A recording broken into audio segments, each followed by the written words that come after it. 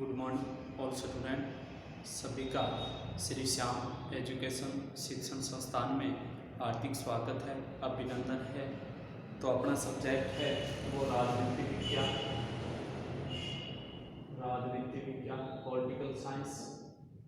अपनी जो क्लास रहेगी वह रहेगी बीए पार्ट 3। पूछ ले कि पॉइंट अपना रहेगा दक्षिण सहयोग कि दक्षिण सहयोग के बारे में अध्ययन करेंगे। तो आपसे पूछ ले कि दक्षिण जो कहने का मतलब कि विकासशील जो देश हैं, विकासशील देशों के मध्य जो विचारधाराएं बनी हुई है, आपसी विचार विमर्श है या उनके मध्य जो व्यापार से संबंधित है आपसी समझौते किए गए हैं या आपसी जो वार्ताएं हुई है, आपसी जो सम्मेलन हुए हैं, वह क्या कहलाता है? दक्षिण सहयोग कहलाता है। कहने का मतलब विकासशील या अलग विकसित देशों के मध्य जो वार्ताएं, जो समझौते या व्यापार के लिए जो संधियां हुई है वही दक्षिण सहयोग कहलाता है। अब पूछ ले आपसे कि दक्षिण जो सहयोग है, दक्षिण सहयोग कि दक्षिण सहयोग के बारे में आपसे पूछे तो दक्षिण का निर्माण कब हुआ था, इसका निर्माण पूछ ले या शुरुआत कब हुई थी कि दक्षिण सहयोग की शुरुआत या निर्माण हम कहेंगे कि 1968 में हुई थी। 1968 में कि दक्षिण सहयोग का प्रारंभ या निर्माण है वो 1968 में नई दिल्ली में हुई थी। नई दिल्ली कहाँ हुई थी? नई दिल्ली में हुई थी 1968 के अंदर। दक्षिण आपसे पूछ ले कि किस कारण हुई थी, तो हम कहेंगे कि विकासशील राष्ट्रों में आपसी सहयोग की भावना देने के कारण हुई थी कि विकासशील राष्ट्रों में आपसी सहयोग के कारण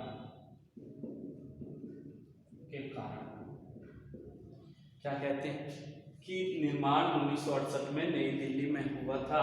विकासशील देशों के मध्य आपसी सहयोग के कारण दक्षिण जो संगठन है, दक्षिण जो सहयोग है उसका प्रारंभ हुआ था नई दिल्ली से 1968 में। पूछ ले कि अवधारणा 1970 में आई थी। अवधारणा पूछ ले कि दक्षिण जो अवधारणा है उसका निर्माण 1970 में हुआ था कि दक्षिण अवधारणा का निर्माण कब हुआ? 1970 में हुआ था लुसाका सम्मेलन में। कि 1970 में लुसाका सम्मेलन होता है। तब दक्षिण की जो अवधारणा है विचार विमर्श से दक्षिण सहयोग की अवधारणा ने जन्म लिया। और इसके बाद पूछ ले कि 1974 में संयुक्त राष्ट्र संघ ने 1974 में संयुक्त राष्ट्र संघ ने क्या किया था भाई? नई अंतर्राष्ट्रीय अर्थव्यवस्था को लागू किया था। तो नई अंतर्राष्ट्रीय व्यवस्था में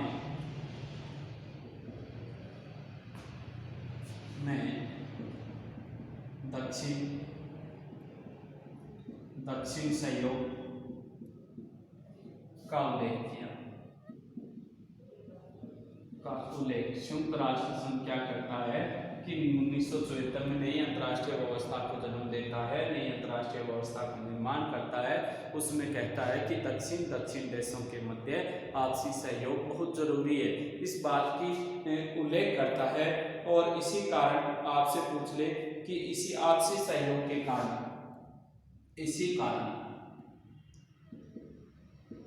1976 में कि जो नई अंतर्राष्ट्रीय व्यवस्था लागू की थी दक्षिण पे जोर दिया था। इसी कारण 1976 में निर्कुट सम्मेलन हुआ था और इसको निर्माण किया गया। निर्कुट सम्मेलन करके हुआ और दक्षिण दक्षिण सहयोग की भावना का प्रारंभ किया, सहयोग की भावना प्रारंभ की। तो 1976 में निर्कुट सम्मेलन किया जाता है और उसी निर्कुट सम्मेलन में दक्षिण दक्षिण सहयोग की जो भावना है उसका विकास करती है। इसके बाद पूछ ले कि इसमें क्या किया गया था, ग्रुप स्तंत्र, आपसे पूछ ले कि ग्रुप 77 स्तंत्र की बैठक होती है, कि बैठक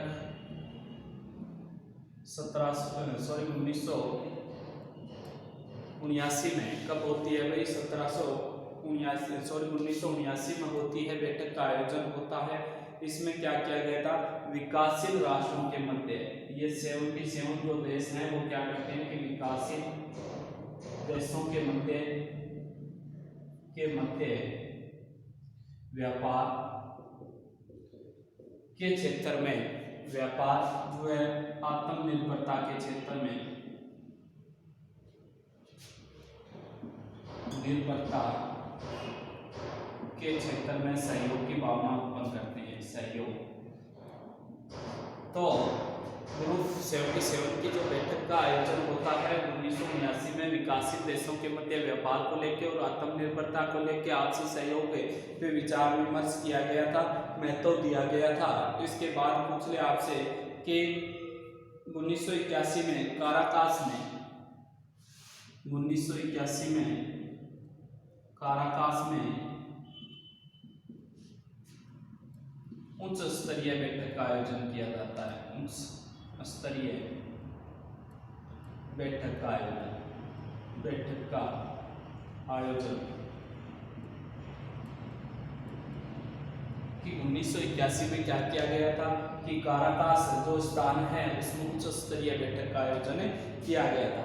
इसमें क्या किया गया, आपसे पूछ ले कि नया आयाम और विकासशील राष्ट्रों के मध्य विश्वव्यापी प्रणाली की मांग की गई थी, कि विश्वव्यापी, इसके अंदर क्या किया गया था, विकासशील देशों के मध्य, विकासशील देशों के मध्य विश्वव्यापी, विकासशील देशों के मध्य विश्वव्यापी, आपसे पूछ ले क्या किया गया था, प्रणाली की मांग की गई थी। इसकी कोई विश्वव्यापी प्रणाली की मांग के विकासशील देशों के मध्य 1981 में जो काराकास में जो सम्मेलन बैठक होती है इसमें विश्व प्रणाली की गई थी। आपसे पूछ ले, इसके बाद पूछ ले कि इसमें वृद्धि करना, इसके अलावा क्षेत्र में नए रोजगार को उपलब्ध करवाना था। क्या था भाई, विकासशील देशों के मध्य नवीन रोजगार, क्या था कि नवीन रोजगार उपलब्ध करवाना कि नवीन रोजगार को उपलब्ध करवाना इनका मुख्य उद्देश्य था। इसके बाद पूछ ले कि नई दिल्ली,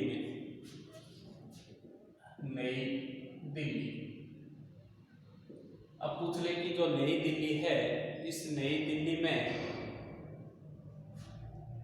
कि जो इस नई दिल्ली के अंदर अध्ययन करें तो 22 और इसके अलावा 24 फरवरी 1981 को 22 से लेकर 24 फरवरी 1981 को कि नई दिल्ली 22 से 24 फरवरी 1981 को एक सम्मेलन होता है। इस सम्मेलन में 44 देश भाग लेते हैं। कितने देश भाग लेते हैं? 44 देश। की नई दिल्ली में 22 से 24 फरवरी के मध्य विकासशील देशों के मध्य एक सम्मेलन होता है, 44 देश भाग लेते हैं और इसका उद्घाटन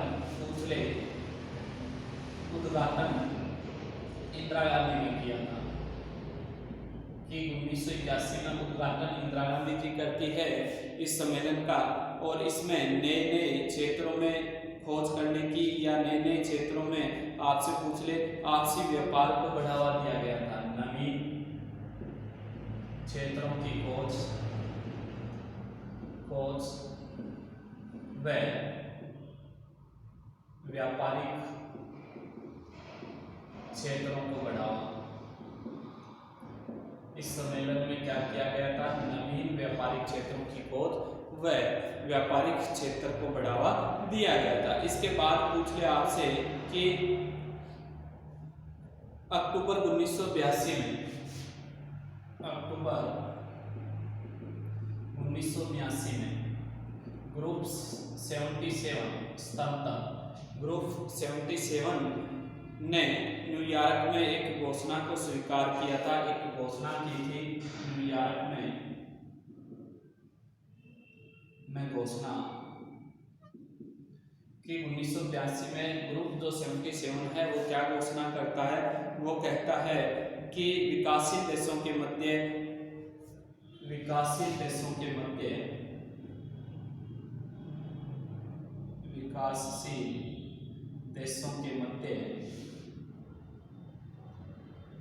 व्यापार के नियम बनाना कि विकासशील देशों के मध्य व्यापार के क्या बनाना, नियम बनाना। इसके बाद पूछ ले कि आपसी और क्या था भी, आपसी व्यापार में वृद्धि करना, आपसी व्यापार में वृद्धि करना। तो हमने यहाँ तक पढ़ा, यहाँ तक आपसे पूछ ले कि दक्षिण जो सहयोग है वो विकासशील देशों के मध्य आपसी वार्ताएं, आपसी जो समझौते, आपसी जो संधियां हैं वो दक्षिण सहयोग कहलाती है। हमने अध्ययन किया। पूछ ले कि निर्माण है वो 1968 में नई दिल्ली में आयोजित होता है। नई दिल्ली में सम्मेलन हुआ था, उस दौरान इसका निर्माण किया गया। विकासशील राष्ट्रों में आपसी सहयोग के कारण इसका निर्माण किया गया। इसके बाद पूछ ले आपसे आगे वाला, तो आप कहोगे कि इस अवधारणा का जन्म 1970 में लुसाका सम्मेलन से होता है। लुसाका सम्मेलन में 1974 में संयुक्त राष्ट्र संघ ने नई अंतर्राष्ट्रीय व्यवस्था को जन्म दिया, दक्षिण सहयोग की भावना का जन्म दिया। इसी कारण 1976 में निर्गुण सम्मेलन और दक्षिण सहयोग की भावना है वो प्रारंभ होती है। ग्रुप 77 की बैठक 1979 में विकासशील देशों के मध्य व्यापार व आत्मनिर्भरता के क्षेत्र में सहयोग के लिए की गई। 1981 में काराकास में उच्च स्तरीय बैठक होती है, देशों की आयोजन किया गया। विकासशील देशों के मध्य विश्वव्यापी प्रणाली और नवीन रोजगार उपलब्ध करवाने से संबंधित थी। नई दिल्ली में 22 से 24 फरवरी 1981 को 44 देशों ने भाग लिया। उद्घाटन इंदिरा गांधी ने किया। दक्षिण देशों के मध्य, विकासशील देशों के मध्य नवीन खोज और व्यापारिक क्षेत्रों को बढ़ावा देना था। अक्टूबर 1982 को ग्रुप 77 में न्यूयॉर्क में घोषणा की गई कि विकासशील देशों के मध्य व्यापार के नियम बनाना और आपसी व्यापार में क्या करना, वृद्धि करने से संबंधित था। इसके बाद पूछ ले आपसे कि और क्या किया गया था। तो देखो आगे क्या हुआ था इसी सम्मेलन में, इसी दक्षिण सहयोग के अंदर। तो हम कहेंगे कि गुटनिरपेक्ष देशों ने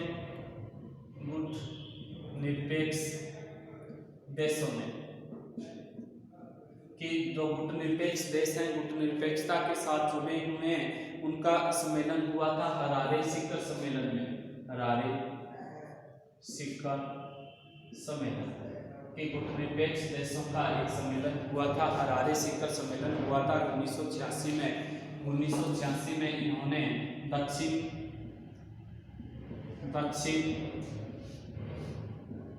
सहयोग पर बल दिया कि 1986 में गुटनिरपेक्षता के जितने भी देश हैं हरारे शिखर सम्मेलन में किस पे बल देते हैं, दक्षिण सहयोग पर बल देते हैं। इसका कहने का मतलब है, आपसे पूछ ले कि आगे वाली, तो 9 जून 1987 को प्योंगयांग, 9 जून आपसे पूछ ले कि 1987 को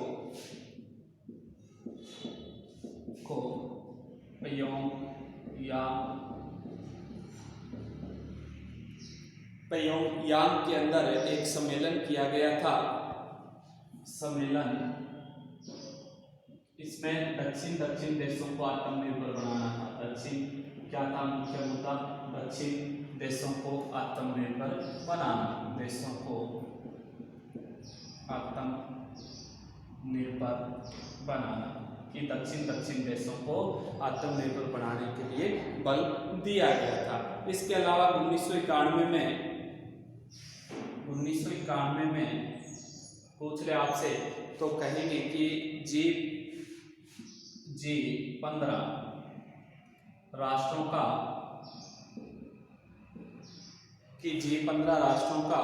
काराकस सम्मेलन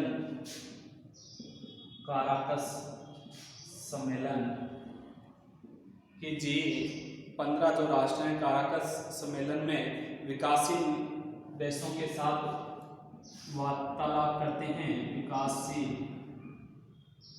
देशों से वार्तालाप करते हैं कि G15 के जो देश हैं वो क्या करते हैं 1991 में विकासशील देशों के प्रति वार्तालाप करते हैं और इस सम्मेलन में उनकी समस्याओं और जागरूकता के प्रति बातचीत होती है।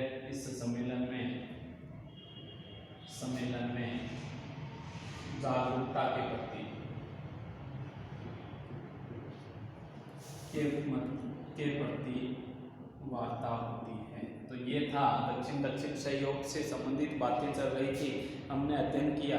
तो अब आपसे पूछ ले कि गुटनिरपेक्ष देश 1986 में हरारे शिखर सम्मेलन में दक्षिण सहयोग की बात पे बल देते हैं। उत्तर दक्षिण बात को, जो उत्तर दक्षिण था उसको छोड़कर दक्षिण के क्षेत्र में अपनी भूमिका निभाने को तैयार होते हैं। 9 जून 1987 को प्योंगयांग सम्मेलन दक्षिण सहयोग के देशों में आत्मनिर्भर बनाने के लिए आयोजित किया गया था। 1991 में G15 राष्ट्रों का काराकस सम्मेलन होता है, विकासशील देशों के मध्य बातचीत होती है, वार्तालाप होती है और विकासशील राष्ट्रों को और अधिक क्या बनाना था, जागरूक बढ़ाना था। तो हमने दक्षिण सहयोग का प्रारूप पढ़ा और अब इसके बाद में दक्षिण सहयोगों के मध्य जो मंच तैयार किए गए थे, आपसी देशों के मध्य जो वार्तालाप हुई थी वो हम नेक्स्ट वीडियो में अध्ययन करेंगे। तो यहाँ तक जो जितनी भी बातें पढ़ी आपको समझ में आई है तो आप नोट करना, और कोई बात समझ में नहीं आई है तो आप कमेंट के माध्यम से पूछ सकते हो।